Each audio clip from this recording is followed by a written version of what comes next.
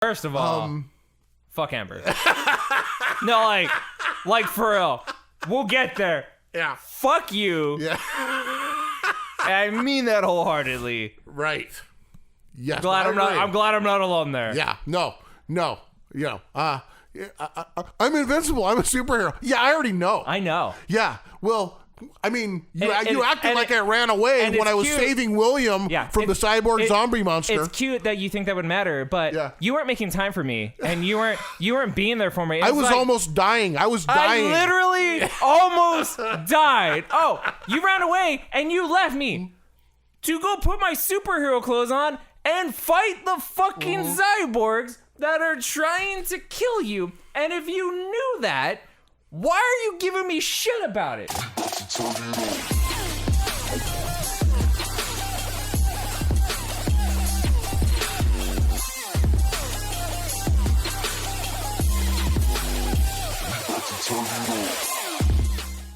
Welcome everyone to another episode of the world's greatest news and reviews. Giving you opinions about nerd stuff is our superpower. I'm Captain Mao. And if you say your rhymes are better than mine, you're a liar. You're Bill Cosby, I'm Richard Pryor. Your bars are weak, I spit fire. I'm death metal, you're just a choir. I'm Thor, the god of thunder. You're second fiddle, the boy wonder. I'm the Hulk, I eat gamma rays. You sit home knitting like you're Aunt May. I'm the Wolverine, I spilled your blood. Then I pissed on the Sandman, now his name's Mud. The Force is strong in me, I'm a Jedi. You're really no one, just some random guy. I've been rocking the mic since you were riding a trike. When I say you're weak, it's just tongue in cheek. But I'm a bad motherfucker, I'm a super freak. Tonight, there's nowhere I'd rather be. I'm Weapon 2, and I rep TWG. Yeah. Round of applause. I'm the only one in the room. Boom goes the dynamite. Dude, mic drop. Don't really drop the mic, but yes. Right. Take that back to 8 Mile, Rabbit. Dude, that was the most epic rap you have ever done. That's my A game, bro. It's never going to be that good. That's everything I had. I just put it out there. You are so talented. Stop being good at everything. Damn. No, I'm not good at anything. Well done. What episode number is this? I think we're at 36, maybe?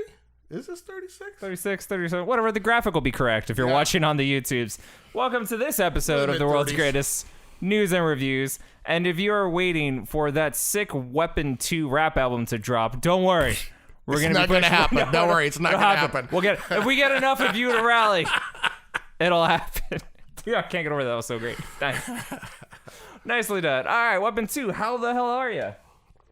I'm doing pretty good. You doing pretty good? Yeah, we're doing this once a month now, so there's fewer of these and more time in between, but I'm doing good. It's nice to be here doing this. We're doing it. We are doing it. Yeah. In case you guys haven't noticed, we have reeled it back to one episode a month, and we're gonna see how that works for us. The 2 a month was great. We were able to get a lot of episodes out there.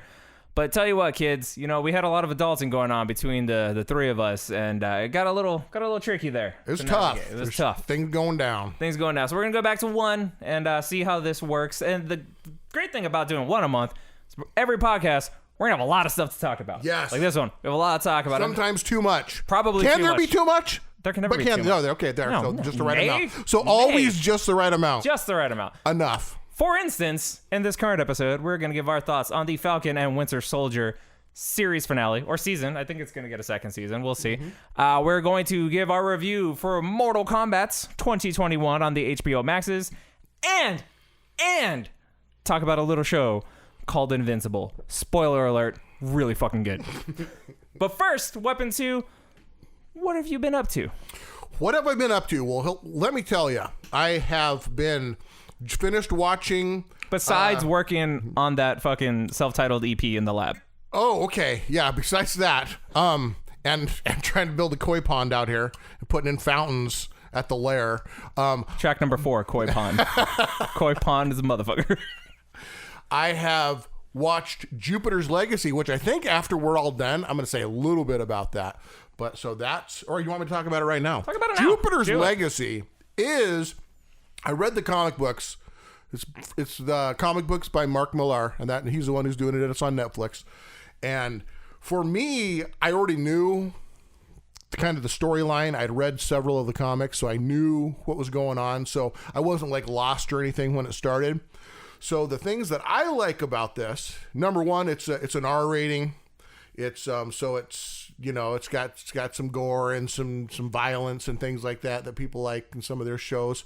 But what it is that's different than maybe something like The Boys is that these superheroes are not trying to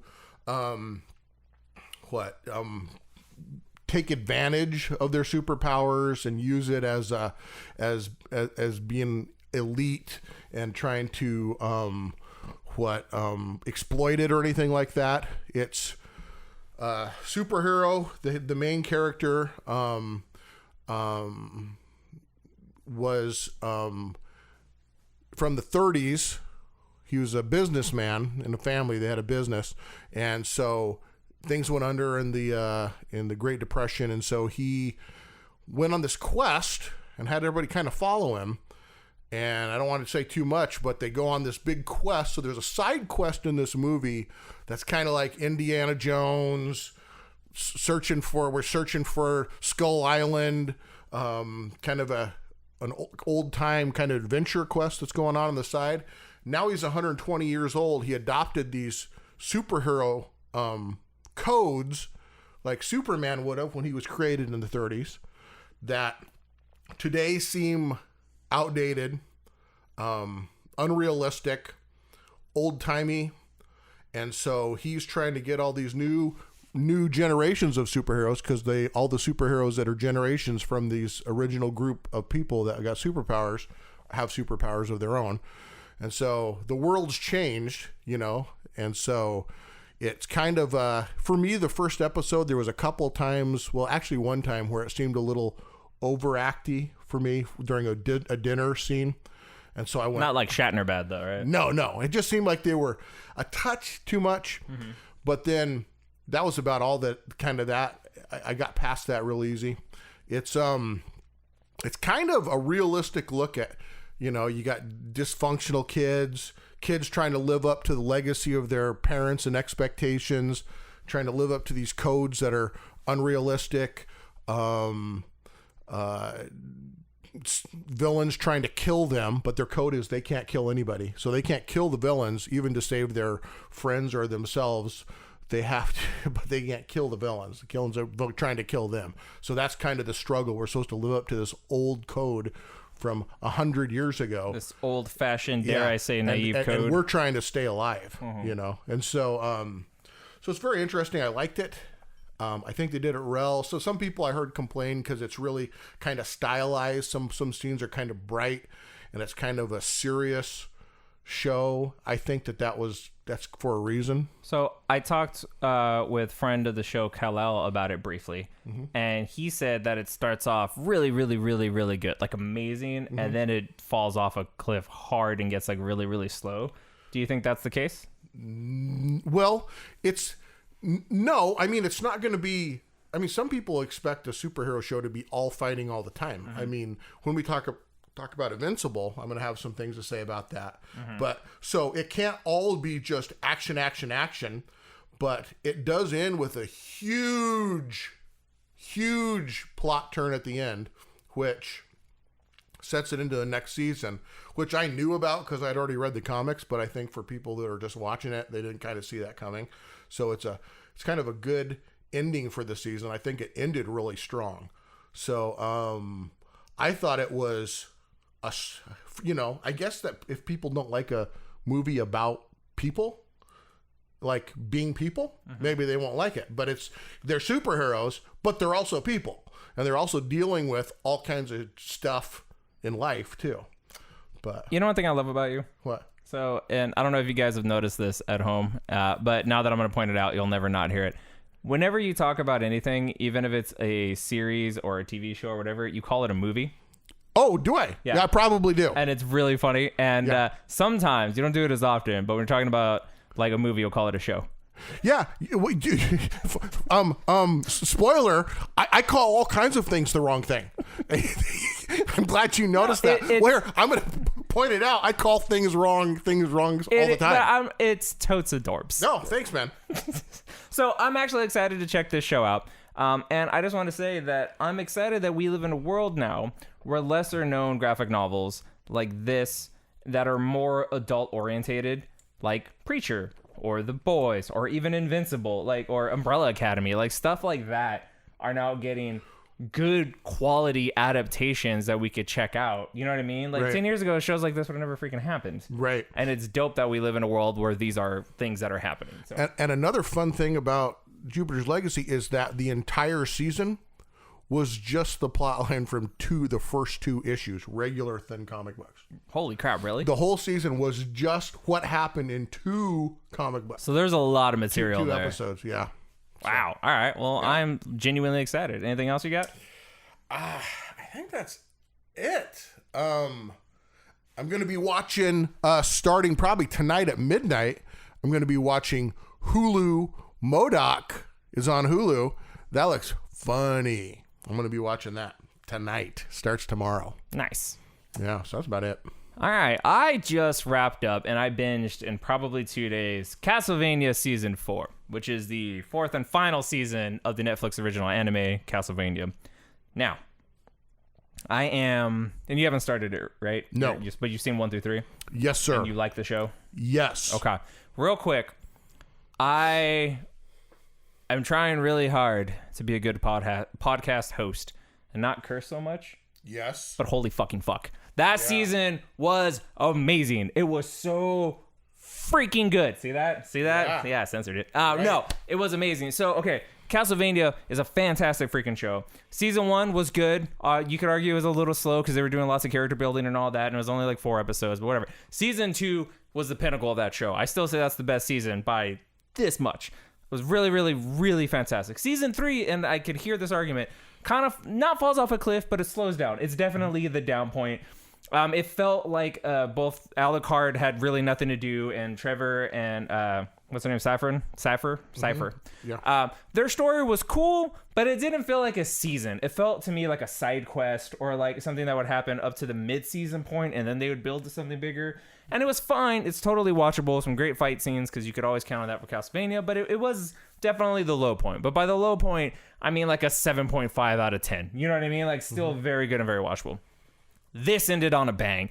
And this did a thing that I feel like more shows should do in that I'm sad it's gone. And 4 seasons, really 3.5, isn't a lot. But it ended in its prime, and because they knew they were ending. Oh, so this is the complete end of this. There's rumors that there's going to be a spinoff that's in universe. Oh, okay. But as far as the main storyline, it's done. All right. And because they knew that, they were able to build to it. And so the season 3 ends, and there's lots of open plot lines. There's lots of characters that you could tell need to be wrapped up and stuff like that. So the first half of the season really has this thing where, okay, I'm getting way too in depth. Sorry, because we're going to review this and talk about it. But I just want to say this. It was really, really, really good. And it did a thing that not a lot of shows do where they go out what feels like too soon, but ending on such a high note and right at their peak. I would have loved more seasons, but not if I got 3 more seasons of a mediocre show. Leave them wanting more. Leave me wanting more. And oh my God, dude, the way it ended and there's this the reunion that happens, and I was just thinking how good it could be and how much I would and what I would do and how much I would want it to happen and and I'm just as you could tell it's gonna happen. I'm please don't screw it up. Please don't screw it up. Better than what I would have done. And I so rarely get to say that nowadays because I'm so pretentious. But seriously, better than how I could have done it. Better than I literally watched it. I didn't even finish the scene because I kept rewinding it just to re-experience that moment over and over and over and over again. And the final, the fight. Oh my freaking God! It was ridiculous. The animation even got better. You could tell they spent more money. Everything about the show. It was fantastic. And it ended. I'm not gonna spoil the ending. In a way that left me super happy. That was my Italian. That was my inner Italian coming out. That was good. Chef's kiss. Chef's kiss. I could not be happier. It is just a scotch probably under season 2 in terms of the best season. I need to rewatch the entire thing, but I literally couldn't be happier. They did all the characters justice. They wrapped up everybody's stories. Some characters I would have wanted to spend a little bit more time with, but you could tell they were building toward an ending, and the ending to me was very, very satisfying. And I can't wait till you watch it so we can talk about it in depth. Anyway, yeah, I ate that up fast. Okay. So, and exciting. Real quick side note, watching Peaky Blinders, which I think is a show It's awesome. you've watched, right? I love that. So I'm on episode 2 of season 2. So basically just done with season 1. Great freaking show. Like, holy crap. Awesome great show. gangster movie Dude, show. Yeah. like movie series. shows. There you go. movie, series, show, TVs, It's movie, screens, It's on the electronics. Netflixes. Yes. So no surprise, but Cillian Murphy, is that how you say his name? Sure.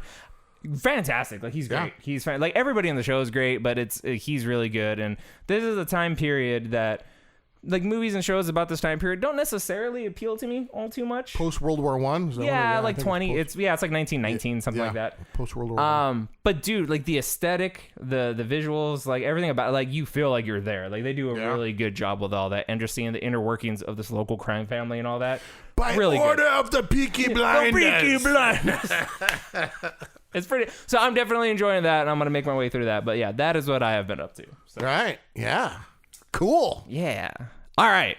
Let's talk about some stuff. All right. So we're gonna go in order of chronologicals, and we need to talk about the Falcon and Winter Soilder. So we've talked about this show kind of as it's progressed, as episodes have happened. So this isn't gonna be like the entirety of the season, even though we're gonna give overall thoughts and all that. We're gonna mainly focus on the final and finale.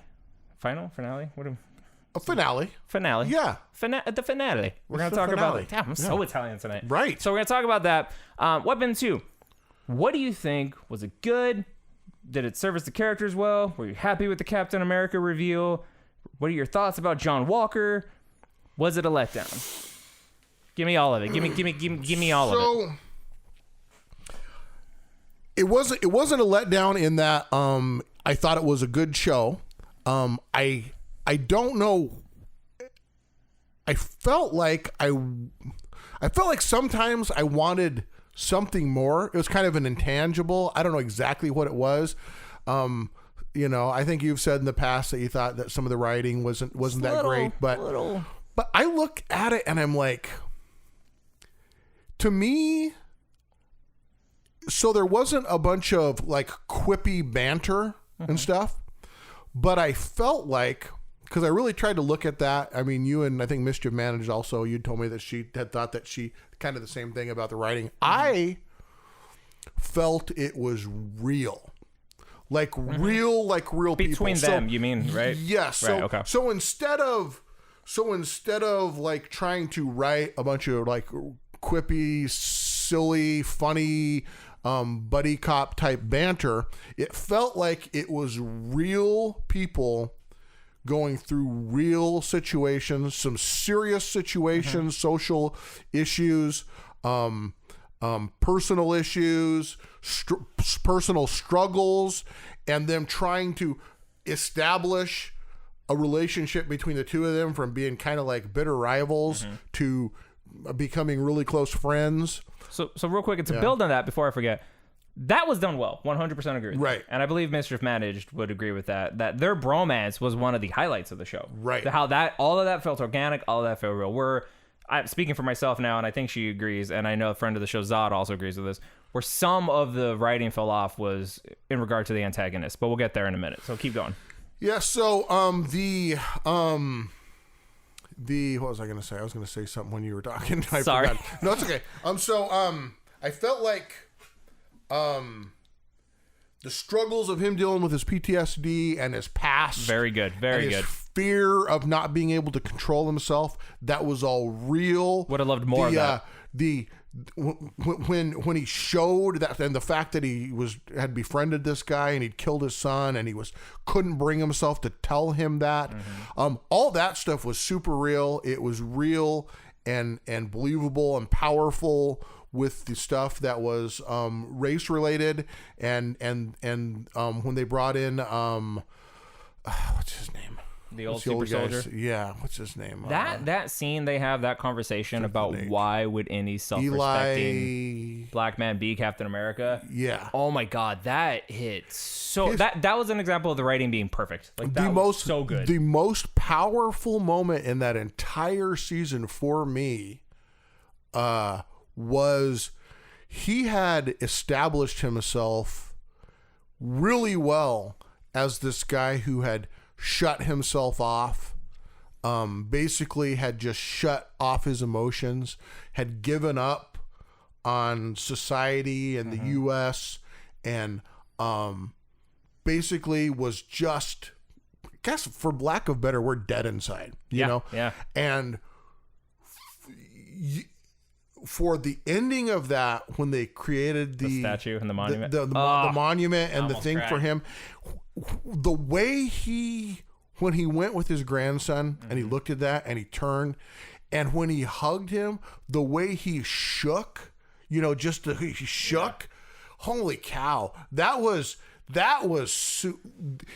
That couldn't have been done better. That was brilliant acting, because that's no dialogue. He just sold that fucking scene. And it was all of a sudden he just had this emotion that I wouldn't have believed that he was going to have as a character. You could literally see the weight come off his fucking shoulders. Right. It was insane. So and so that kind of ties into part of the problem. So one, I can't believe they had the balls to go there. Like, if we're being totally honest, like, they went there and could the same way that WandaVision just went balls deep into the trauma. They're not afraid to address things and go right into storylines. I appreciate it. So, but I think we're kind of the issue or the dichotomy is because when the show was at its best, it had moments like that, and it was so good.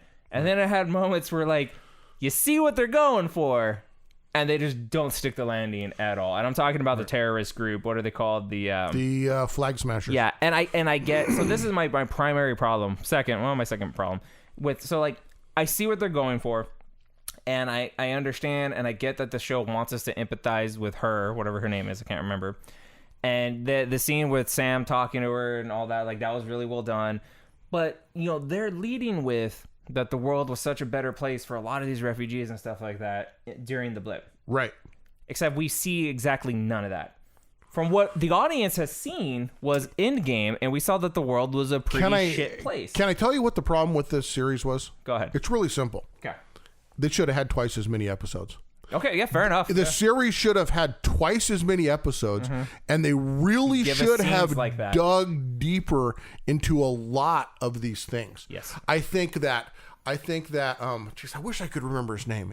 I thought it was Eli or Isaiah or whatever, and his last name starts with an H, and I can't remember, and it bugs me that I can't remember. But to have some background, some background where you see some footage of some of the stuff that he's trying to describe to us. Isaiah Bradley. Okay. And so to see some of that, and to have some flashbacks, I think would have made us feel even more than just him sitting there telling us the story, because a picture, tells 1,000 words. Right. And so I feel like to go back and see the Flag Smashers, to see the world, like you're saying, when it was better, how they were happy, right. And they'd gone from people with nothing to having something and some hope in life and some things that made life worth living, and then to have that stuff taken away from them again, and to them be treated almost just like refugees and almost like criminals, and chased out of the countries. You're right, because the show wants us to buy into that, and it wants us to feel not even empathetic, like sympathetic. It wants us to not feel like she's the bad guy. And even Anthony Mackie in a monologue is just like, you called them terrorists and da-da-da. And it's just like, yeah, because by definition, they are doing terrorist acts. They are doing heinous shit. All we have seen as the audience is her blowing shit up and murdering people. We're hearing all these qualities that she has that we've never seen. When you don't connect at all. Right. When you sit down and talk it through and imagine it, you can start to understand. But the thing is, that's not our job. That should have been their job to show us, tell us that story, and so yes, it didn't bring us into the level of understanding and empathy and pull at our emotions and understanding the way it needed to for that finale for us resonate. For it to be as powerful as some of the other things that happened. Because I will say, to me, the show was great. I genuinely liked it. I really I feel like it was a good show that had great moments. Right. Right. And so for me, one of the I think these stand out for me. To me, they had a lot of great moments. A lot of great moments, yeah. I loved a lot of that show. Me too. I definitely enjoyed it. I really, really liked it. I just think that Could have been better. If the season was a lot longer, they could have really done more. And to me, so the person who stole the show for me was Wyatt Russell. Is that his name? Is John Walker? Was fan-fucking-tastic in that role. Like, because he did exactly what we needed him to do. Right? Like, we needed to see a quote-unquote bad Captain America to get on board with Falcon taking up the mantle. But I love from his perspective, like, this was the character done right in terms of us empathizing with him, in that he's not a bad guy, at least initially. He's a dude who was in the military, and he says it, like, this is the one thing that I could do that, like, I could be proud of, or I could feel like I'm making a difference and all that. Like, he's trying, he cares, he wants to do the job, he wants to be Captain America. He kind of like anybody else in the military or anything, like, just gets drug into it. It's kind of like somebody told him, hey, you're going to be the new Captain America. Yeah. And he's like, okay. And you see him write that line. Go ahead. Right. And so the things that he did good is when he started trying to be a boss during things and trying to tell other people what's what. That's when you start to not like him, because you're overall you're already not going to like him, because he's trying to be Captain America, and we already have an attachment to Steve Rogers. We don't want to see a new guy we don't know. Right. Who's not? We haven't spent an entire 10 years MCU universe getting to know and like, and have, when some stranger just shows up and he's Captain America. Wait, what's going on here? Dude, that reveal at the end of that first episode was brilliant, because you're off put, like, you don't like it. Yeah. And man, some of those moments were great. Like, I love when the what is the Wakandan they come trying to get Zemo, and what is it called, oh my god, okay. I can't remember anything today. You know, we should really write some stuff down before we go on. I'm gonna tell you exactly. So they show up, and like John Walker gets in their face, and they just start beating the shit out of him. And I just love how, like, you know, the Winter Soldier's like mocking him, like, looking strong, John, and just like talking shit and all that. And I think it's Dora. I'm gonna find it. So, but I love their build to Dora him. Milaje, let me see. Something like that. I think that's what it is. I loved the build to him taking the Super Soldier Serum, because you could see the feeling of inadequacy, like especially in that scene where it's just like they weren't even super soldiers and they smoked us. You know what I mean? Right. So I felt like that build was perfectly organic. Him taking the serum was great. Him bashing dude's face in with the shield was fantastic. All of that worked for me, but here's where my problem is. So then the start of the second to last episode... Dora Milaje. Yeah. So then the start of that second to last episode, it's Bucky and Sam go after him, find him in the warehouse, and then they have that fucking amazing fight scene. Right. Where it's like, you don't want to do this, and he's like, yes, we do. And like that felt like the finale. That felt better than, like, more, like, that was more awesome than what the final episode we got, because we understand John Walker, we understand his motivations, we don't agree with him, he just tarnished that, like, you know what I mean? Like, all of these things are happening, he's fighting two characters that we give a shit about, so like, you're invested in that fight, and it was an amazing fight, which, by the way, tearing the wings off almost pulls the whole shield thing on Sam, almost smashes him with the shield. So let's see if you agree with this, because I said this to H. Dresden, friend of the show, and he agreed with me. So when in Civil War, when Bucky's explaining about the five super soldiers, and says that they're better than him, and we see that flashback where they are and all that, and then, you know, Zemo kills them all. And we have to assume this is the super soldier serum that everyone here has taken. Right. And so, but these are untrained fighters for the most part. Yeah, untrained fighters, yeah. But then you get into a skilled fighter like John Walker. Right. It took Bucky and Sam and everything they had to basically go to a draw with him. Sure. So I think that, one, this is obviously a better super soldier serum. So my theory is, John Walker in the comic books is stronger than Steve Rogers. Right, and I can believe it comes off that way. I think he'd be stronger than Bucky. So it comes off that way. Right. First of all, and second of all, so if that's the case, then I'm thinking, if in Civil War it was Bucky, Cap, and Iron Man against these five super soldiers, those five super soldiers are smoking them. Like, they are getting beat, like kind of easily. Yes. Okay, just making sure. But no, he definitely seems a tier a little bit higher. But no, because those super soldiers were Bucky's level. So weren't they? Bucky said they were better than him, and it shows them. So he had been around for a while. Yeah, this was the first batch with the new shit. Yeah, so okay. I think they were this level. So but yeah, John Walker clearly comes off as better. And so I liked him. I liked the U.S. agent thing. All of that I think worked really well. But that felt like the finale. So then when the finale happened in regard to the Flag Smashers, it felt a little hollow. Like I loved seeing the suit. That was straight out of the fucking comics. Like that looked great to me. Did you like the suit? The suit, the Captain America suit. The U.S. agent suit? No, the Falcon Captain America Falcon. suit. Oh yeah, that looked great. I thought, yeah. I mean, I think that it was hard for them to adapt that. I've heard a lot of people say he looked puffy in it. You know, I think it was hard to adapt the thing. To me, it looked great. I could see that. Do you know they had to do a lot of CGI around his face through the whole thing because that mask they made kept making big gaps. That's what I'm saying. Every time you would turn, you'd make these big gaps. Because you could kind of see it. They CGI'd that through the whole thing. You could kind of see it in the show. Yeah. So no, I thought for me when he came flying through the air and throws the shield through the window for the first scene of the last episode, that was awesome. I thought that was great. And I thought the suit looked great. I thought everything about that was good. I said it on previous podcasts. I like even before the suit that how his wings and the jetpack and all that allows him mobility and agility in close quarters even to where he can hang in a fight. Well, he's the one who had to pull that truck up, remember? Yeah. And nobody else could. They had to have somebody with turbine power to come in there and push that and up. now with what you have to assume are vibranium wings and so I'm looking forward to this. The rumors are that maybe Captain America 4 is going to happen with him or that this show will get a second season. Whatever the case, I'm all in. I think it's been put right out there, confirmed. All right. Well, I'm on board. I want more of this. I'm on board with him being Captain America. I'm on board with this version of him being Captain America. And what I really like is, it wasn't that long ago. It was maybe 5 years ago.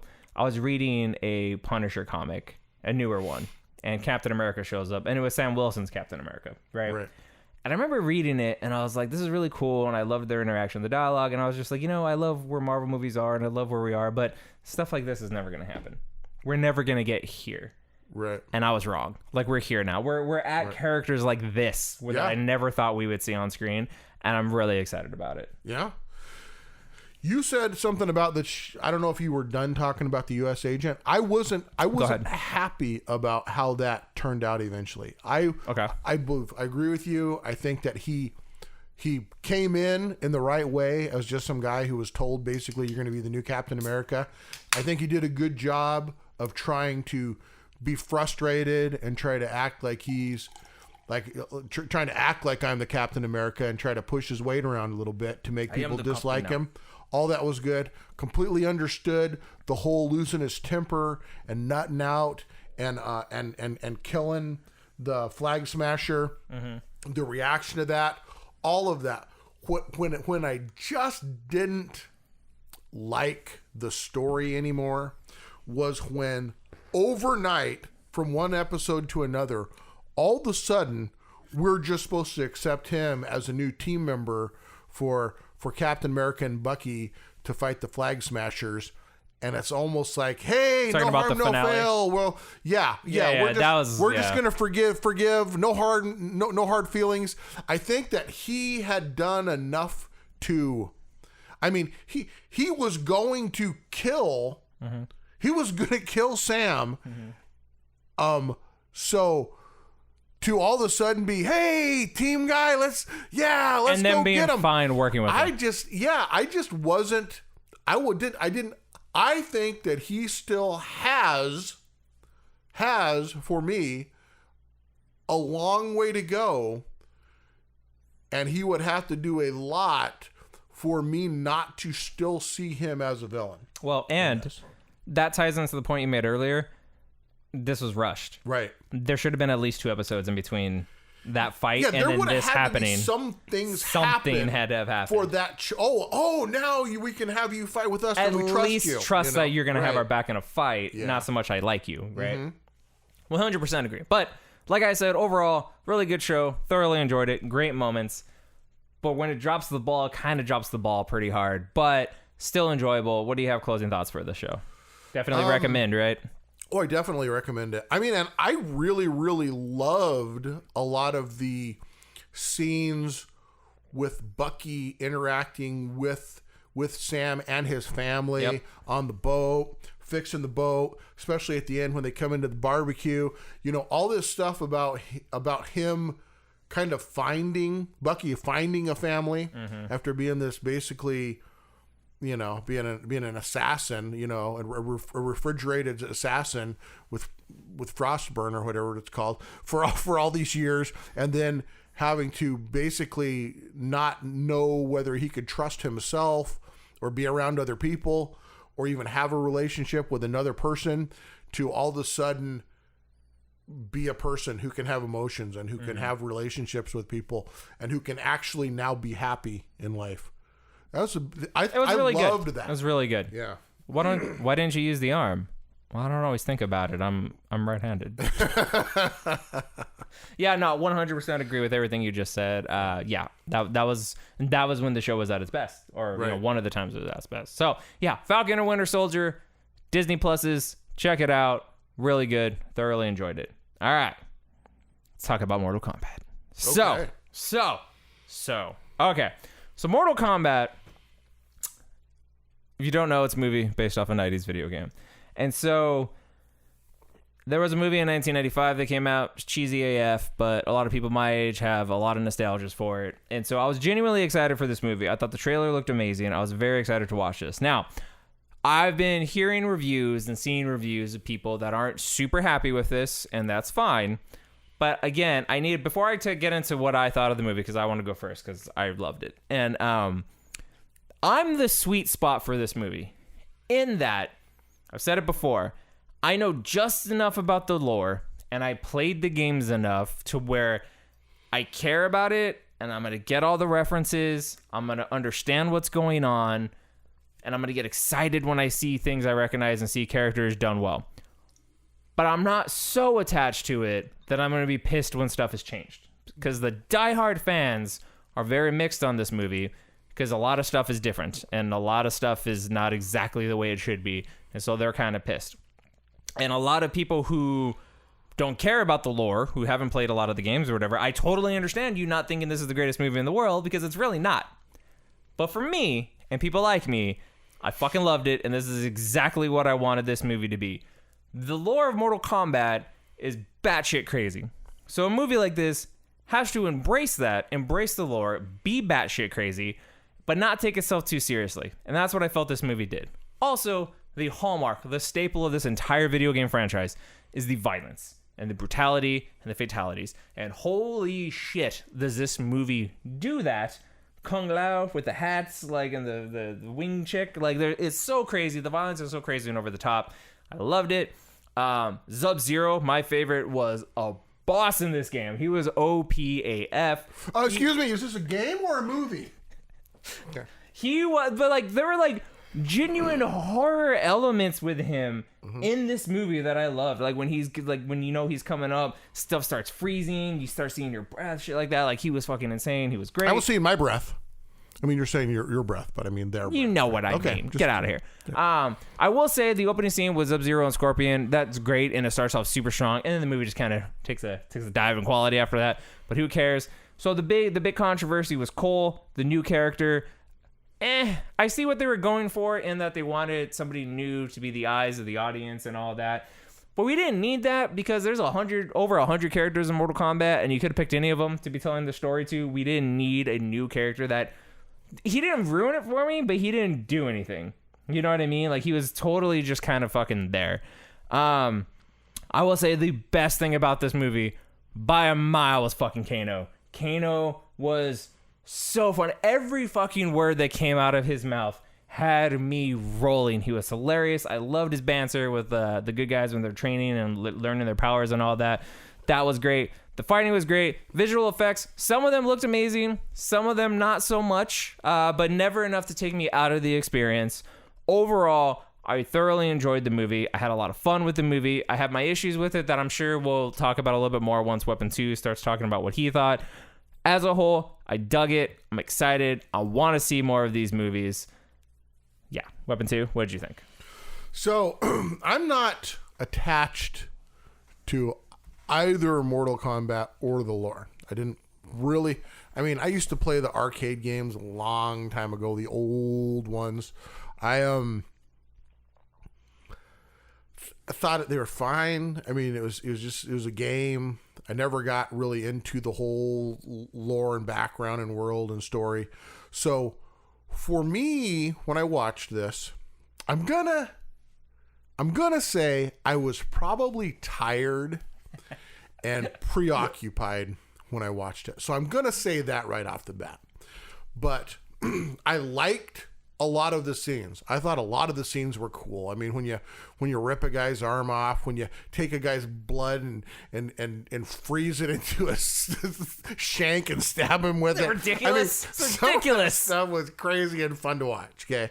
I got lost in the story, and maybe it's a combination of what I said before, that I was probably not in the mindset to watch it in the first place, and also I guess sometimes, I guess we've a million times we've seen the movies about a big tournament or a blood sport or a combat to the death, where all these people have to, we have to find them all, and they all get together, and they have to go to a place, and they have to do the big fight and fight each other and it's a big competition and a thing where they fight everybody till the end, And so we've seen all those movies, and for me, I don't know if it was just the story itself, or that just this is happening and I've already seen it a million times, and there I didn't see anything that was special about this to keep my attention. I felt myself looking at my phone a lot during it because I felt that there was a lot of slow times in the middle, which, like I said, I like movies that have slow, real things. This didn't seem to me like the kind of movie that I should be having slow parts. It didn't seem like the kind of movie where I'm going to be dealing with a lot of character development and these crazy monster, superhero, superpower type people. I just thought I should be seeing a lot of fighting, and I didn't really. You might even tell me, maybe I just didn't pay attention to some parts. Was there actually ever a huge tournament? No. Or was there just this fight where they were fighting It each never other? happened. Okay. So, and that's the thing. This is kind of like the prequel, because it's clearly like the tournament's the next movie. Yeah.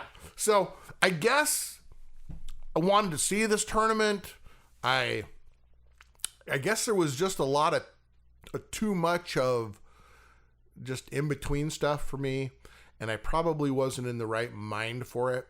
So for me, it was just okay. Mm-hmm. I mean, it wasn't horrible. It was what I expected it to be. Okay, so I can't say it wasn't what I expected it to be. It was exactly what I expected it to be. I just think that they could have maybe I could have been more well rested and in a better mindset, and also they could have done a little more to keep things moving for me in between everything. No, I feel like your criticisms are fair, because the story was not the best in the world, the writing wasn't the best in the world, the acting wasn't the best in the world.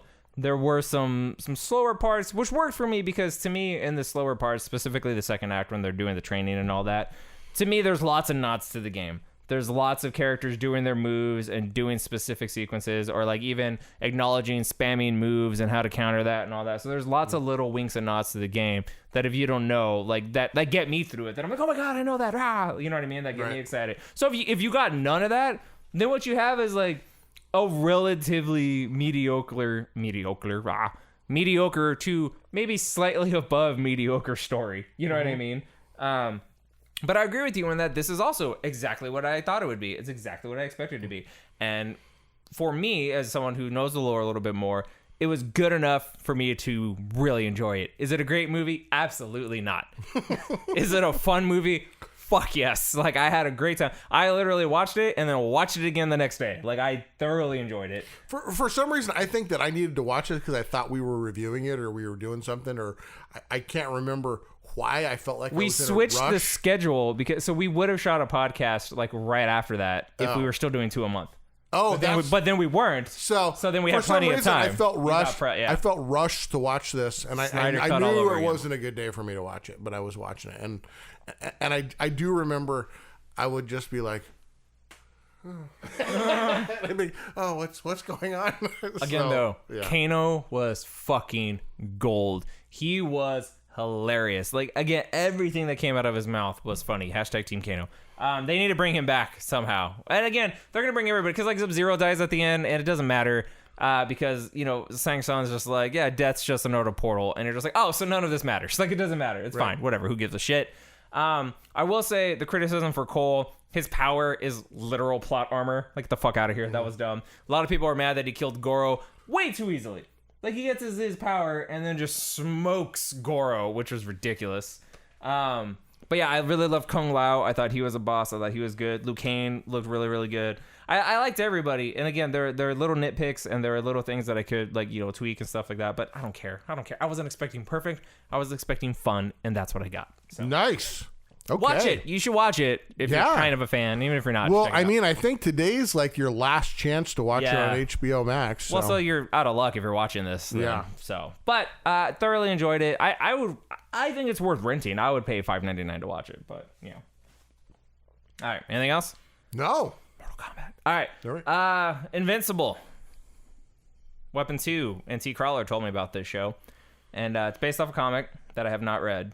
And you showed me the first episode here after our last podcast. That is correct. What the actual fuck? Weapon 2, go ahead. Talk about the show. What's funny was we showed him the first episode, and if you realize it kind of at the end of each episode, there's kind of like a dead thing where it seems like it's the end of the episode, and then there's some more at the end. And he was like, "Oh, that wasn't bad. That's a good enough show." He goes, right. Is this the end? Because we had been telling him, "Oh, you got to see the end of this." He goes, "Was that the end?" We're like, "Oh no, there's some more." And then all of a sudden, Superman murders the Justice League, and you're like, "What the fuck am I?" Now, and that's in the most brutal and gory way possible. And so we'll get to the rest of the rest of the show is amazing, but like the juxtaposition and what happens in the show, because like the first episode starts out, spoilers if you haven't seen it. It's just like this standard superhero show. Like this teenager gets powers and he's learning how to use them, and none of it is bad. Like it's good, it's watchable, but it's nothing you hadn't seen before. Right. And then you see Superman just smoking the Justice League in the most violent way possible. Just a murder, just destroying, punching through the chest, crushing their heads, chopping their heads off, snapping their necks. Yeah. Like He straight up Gregor. Spoiler alert. Yeah. Wait, hold on. Spoiler alert. He goes full mountain. He straight up Gregor Clegane's the Flash's head. Yeah, right. Like, so that happens. And then, like, my jaw was on the floor. I was like, what the fuck did I just watch? That wasn't the only one he did that to. He smashed, he did it to a few, smashed Aquafrog's head. Well, then he gets Batman and, like, fucking pulls the Hulk, but just his head pops. Yeah. Like, it was insane. Just snaps Wonder Woman's neck backwards and just... And, like, that was kind of the least batshit crazy thing that happens on that show. Yeah. So, the train scene, holy crap. All right, we're jumping around. Anyway, good show. Go ahead. Right, give some thoughts. What do you think? So the deal for me was I knew a little bit about Invincible because I had done a lot of looking into Invincible, but hadn't really read a lot of the comic books. Hang on, I had dabbled. Hang on. I have to interrupt you before you go. The opening scene when the two White House security guards are like talking and like there's cars and like they're not even looking, just like just waving them through. It's hilarious. And I'm just like, anybody who's worked the vehicle gate ever. Sorry, go ahead. So, for me, it was. This might not make any sense to you, and it doesn't really make any sense to me. I liked the animation. You know, I complain about animation all the time, and I say it bugs me. Which is funny because it's not the best, right? And there's things in this that also still bug me, and I'm still bugged by the really dark shadows against the two-dimensional animation, so that there's not anything that's a kind of medium ground in between. So for me, that always in all the animation or whatever bothers me, and I don't know why, it just does. Well, you're an artist, so. But I liked the subtleties in this animation that probably aren't really that much different than a lot of animation. So what I'm saying doesn't really probably make that much sense, but I actually liked a lot of the animation in this. No, well, it makes sense in that that's something an artist would notice, and also something, if animation is what takes you out of it, little things like that are going to get you more into it. So it makes total sense. Yeah. So, I mean, you had said that when we were talking about Kal-El talking about Jupiter's Legacy and how there was a lot of slow in between. Mm-hmm. For me, even though I thought Invincible was excellent, there was a whole lot of slow and repetition in that. I think there was a whole lot of, hey Mark, let's go have a catch. Hey Mark, let me talk to you. Hey Mark, let's talk. There was a whole lot of dad-son talks that could have been summed up with one dad-son talk, but it seemed like I'm seeing the same things over and over again. I think this show had one, maybe two more episodes than it needed. Yeah, I mean, you could have cut at least one episode out. It would have been fine. There's probably too many similar fights with Amber between the two of them. First of all, fuck Amber. No, like for real. We'll get there. Yeah. Fuck you. Yeah. I mean that wholeheartedly. Right. Yes. I'm glad I'm not alone there. Yeah. No. You know.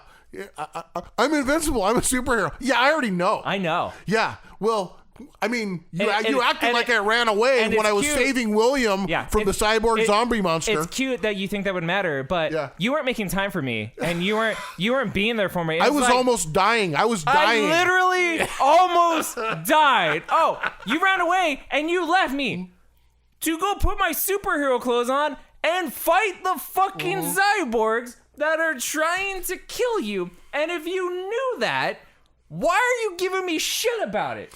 I saw a podcaster try to make an argument for Amber. No. Negative. Negative. He was wrong. He was trying to say, well, you know, she has feelings too, and he lied to her. It was like, that's what happens. You have a secret identity. Yeah. You don't just tell. This is the deal. It's not like Amber was his wife, okay, or a close family member. They had been dating for 3 months. They just started. This is a high school girlfriend. Yeah. You don't tell a random high school girlfriend your secret identity as a superhero. And if you think that he should have, you're dumb. That's not how it works. And then if you're mad that he's lying to you, fine. Right. But then why freak out on him on the spot and be like, where did you go after he just saved your life? You know where the fuck he went. That made no fucking sense. Yeah, did you or didn't you know where I was? Because I was the guy out there fighting in the costume. Yeah. How many fucking high school chicks have a moon rock? Or a Mars rock? A rock from fucking Mars. He brought you a rock from fucking Mars. Yeah, who cares, Mark? Fuck Amber. I hope he fucks Eve next season. Sorry. Got a way right there. Anyway. But that stuff aside, there's a whole lot of going on with, there was a lot of action in there. A lot of fighting different types of villains. So good. And things and people. And what's great is a lot of cool characters. If you're a fan of comics, Marvel and DC, you could totally see who they're emulating, who they're going for. You know what I mean?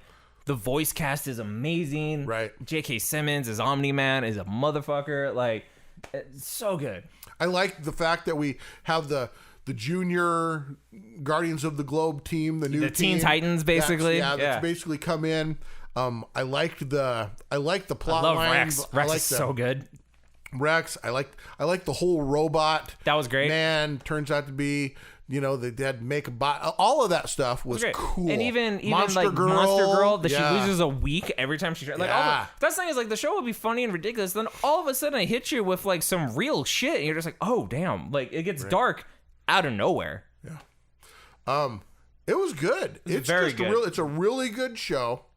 Other than there's just some things that seem like they're just we're seeing some similar themes over and over again that they probably could have done without. Everything else about it was really, really good.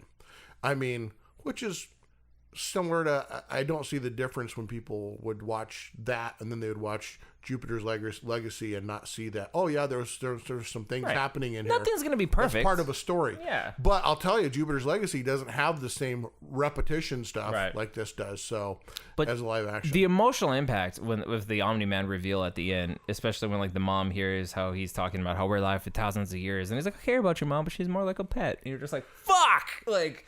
Oh yeah, all of that. He goes full villain. Dude, that was so brilliant. At the beginning, you're like, what's going on? Why did this happen? Genuine intrigue. You don't trust him, but you're like, well, but I still don't know exactly what's going on. He's like saving the and world then a lot. At the end, he just basically says, yeah, I'm just here to take over this planet. Dude. None of you fuckers matter. And so one of the things I like that the show did great, especially even in that opening scene, was it showed kind of like the realistic, quote unquote, depiction of what a superhero would be like. And like, yeah, if supervillains are attacking an area, you got to clear the fucking area first before you go all out on him, because the casualties are going to be super high. And like, it always felt real. And like the first couple times that Invincible tries to save people, he just fucks it up and ends up hurting people and killing people. And like the thing with the old lady was amazing. You know what I mean? And so it shows how if you don't know how to control your powers, you're damn near more of a liability than anything. And blaming it on Mark. Look, Mark! Yeah. Look at all these dead people. It's your fault, Mark. But it shows all of that, and then so to like build that up and to show the responsibility that a hero has. And by the way, I love the fact that his name's Invincible, but he gets like fucking swamped every time he fights anybody. Yeah. Like, it's great. Spoiler alert: he's not invincible. No, I just fought you. You're quite invincible. Look at Seth Rogen. So like they build all that up, and it's great, and you understand it. So then at the end, when Omni-Man just doesn't give a shit. When like the pilot, when he's like, you almost killed him. It's like, well, this guy just doesn't give a fuck. It hits so much harder. Like when he's trying to hold the building up and the lady, and then all of a sudden he just lifts the arm up. You're like, what the fuck? And then the subway scene. Dude, the fucking subway scene was like jaw on the floor. What the fuck am I watching? And just his disregard. And he's like, I will burn this fucking planet down first. Right. You know what I mean? And you're just like, wow. And then the meme of all memes that has been super popular, where he's like, in 500 years, what do you have? And he's like, you, Dad. And you're just like, oh shit, feels like, oh my God, it's so good. I mean, when you look at the big picture from where Omni-Man's coming from, okay? He's not wrong. So you see he's from a brutal, effed up planet, okay? He's sent on a mission to take over this planet. He fakes like he's a superhero, which, you know, like in our lifespan is like what? Like maybe giving a shit for like 3 months. That's pretending. The time he's here, he's pretended for like 3 months that he gives a shit. So like understand that disconnect and try to understand his point of view. Yeah.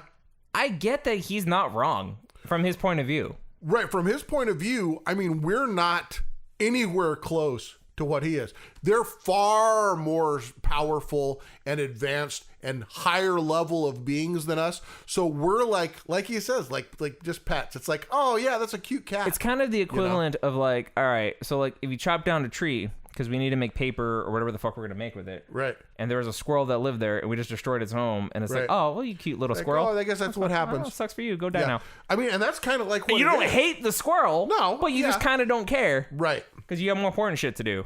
And if the squirrel was trying to kill you, I mean, you'd kill it. And you can sit, and you can sit down and try to explain it to the squirrel. Yeah. You're never gonna fucking get it though. Yeah. Oh well. So. Okay. Yeah. So it's an interesting, like many of these stories, another interesting take on superhero point of view and a Superman character, and awesome. Fan, I can't recommend it enough. Fan-fucking-tastic show. Really will really make you start talking about like what is morally right or wrong, and just it's a great show. So watch it. Mm-hmm. Definitely watch it. I can't wait for it, especially at the end when they were setting up like all of the plot points and like what all the bad guys are going to be for presumably the next season. Right. And it's like, oh yeah, that guy. Oh yeah, that guy. Oh shit, that's still happening. And you're just like, oh, and then you're just like, there's a lot of cool shit that needs that they established in this first season.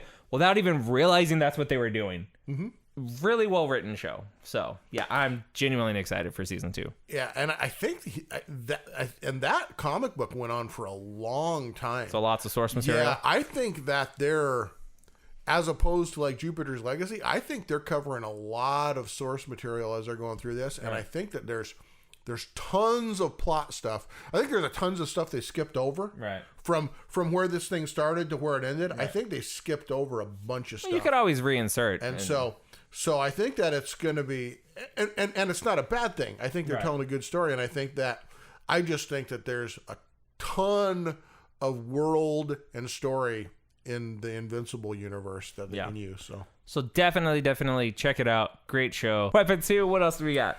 I don't know, man. We received a gift? A gift from Amanda. She sent us some comic books.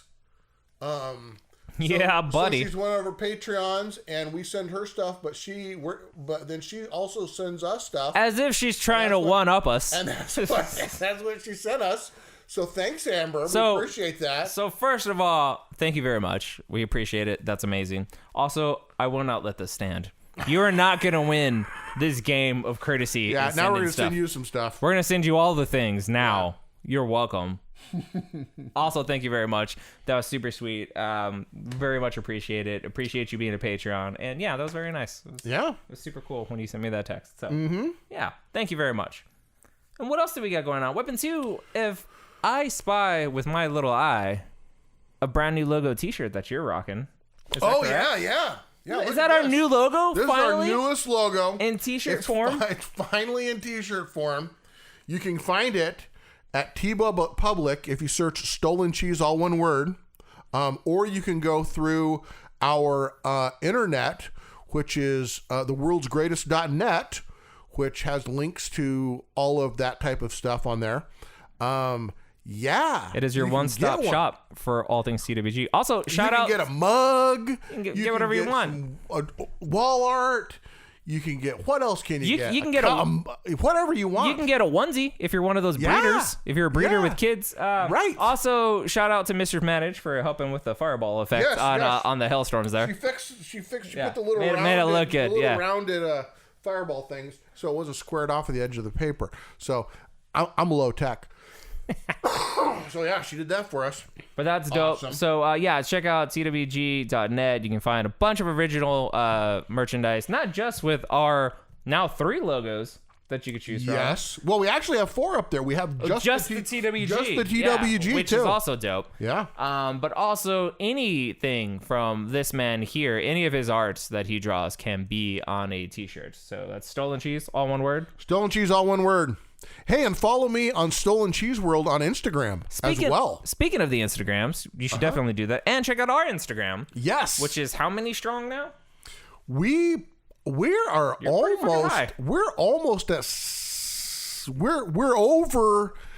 1,550. I know that. I said we're almost creeping up on 1,600. That's a lot, man. So yeah, that's pretty good. That's dope. Yeah. That's dope AF. Props to you and the T-Crawlers for keeping that going. We also have a Facebook page where we post, several times a day, and lots of interaction happens there. We appreciate you guys commenting, and we love more interaction. We would love more. We would love more interaction. We want to talk to you guys.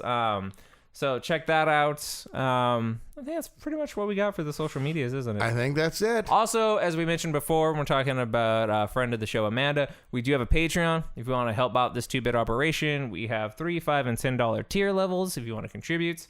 Working out some stuff right now with that. And yeah, what else we got? Weapon 2? Weapon Tizzle? I think that's it, other than our giveaway that we're trying to... we're trying to give some stuff away to We're trying, and you guys aren't letting us. That's not true. We love you guys. But first of all, hang on. There's a way we do this. Okay, here we go. Long-time viewers of the show know Weapon 2 needs to finish his drink. If you've ever seen the Lost episode, you know why. It's Patreon only, because he got smashed. And it was the funniest freaking thing I'd ever seen in my life, because he tried to do this... and every other word was a slur. It was great. Oh, yeah, that's good times. This is where the term drowning comes from. So, yes, we want to give away. I mean, we could give away anything anyways, but we set some parameters, and the giveaway is for a purpose. So it's not just we want to just give stuff away. We want to give stuff away because we reach a goal. Our next goal is 300 subscribers on YouTube, and we're probably, I don't know, we must be at 260 or something right now. Somewhere around there. Somewhere in the around 250. Yeah. Anyways, so all that needs to happen for us to do our next giveaway is for us to get about 50-ish subscribers on YouTube. And then what we're going to do, folks, get ready, this is where it gets exciting, is we're going to put a box together that contains a logo t-shirt in your size. Whichever logo you want. Of any of the logos that you want, TWG. We are going to put in a original drawing for you of a character that's your favorite character. You tell me, and I'm going to draw that character for you. And then we're also going to put in a Funko Pop from Funko here in Everett, Washington, a town really close to where we live. And we are going to, hey, if you tell us that character and we can find that character at Funko, we will put that in there as well. We are going to put in some comic books. We'll put them in the comic books if we can find some like the character or comic books that you like. We're going to do that. We'll find a bunch of other odds and ends that we can. We've put in the past. We put in notebooks with our logo on it and other things. So we will find some more things to put in there. And then we're going to send that to you. But what we need you to do is subscribe, like we said, to our YouTube channel. We need you to comment on our most recent podcast with your name, just so we know who you are. So when we do a randomized drawing, we know who you are, and we have some way of contacting you, because what we'll need to know is the size t-shirt you want, like the character that you like, so we can make sure that we get the box ready for you. And then we will send the box to you. We've posted our past winners at 200 level and 100 level. We actually do send the boxes out to people. They're very happy with them. So that's it. Share this information with anybody that you want to have wonderful free things. I mean, you'd probably share it with your loved ones, your close friends. I mean, you can even share it with just random acquaintances if you want to. But I'm sure you would want to share this valuable information and this wonderful news with the people you like in your life. Fuck it, share it with strangers too. Just down the street. Just you can do share that it with strangers. And like I said, share the stuff. Interact with any interaction that we get on any of our stuff. We genuinely love. Yeah. You can tell us your opinions on stuff. Tell us if you want to see something or have us talk about something or anything like that. We'll be glad to do that, because we do this for our fans. I mean, we'd probably do this if we're the only ones doing it, but we also mostly do this for people that want to watch it. Yeah. So, well, yeah. we pretty much just turned a camera on when we were talking about nerd stuff anyway. So yeah. That's stuff we would talk about. But we genuinely appreciate it. And we're essentially just trying to bribe you to help us get our YouTube channel. We love how fast Instagram is growing, and we genuinely appreciate that. We want to get our YouTube numbers up. So please, please, please share this contest information, watch our videos, give us a thumbs up, help our algorithm, share our YouTube video on your Facebook or stuff like that to generate some more traffic. We'd very much appreciate it, and we'll give you free stuff. Yeah. Wow. That sounds like a great deal to me, Captain Mal. It sounds like one of the greatest of deals. Yeah. All righty. All right, closing thoughts? Closing thoughts is just, we did it again. We did it. Did it again. We did this. Yeah. Man. Nailed it. The next first try. Exactly. Sometimes I feel like we just, what are we going to top ourselves again? Are we going to be able to actually do this? Are we going to be successful in completing our podcast? And then we do it. And then we do it. We do it every single time. Woo! Yeah. Thank you for joining us on this episode of the world's greatest news and reviews. If you enjoyed, be sure to like, subscribe, and hit the bell for notifications. Fuck Amber. Turn it up.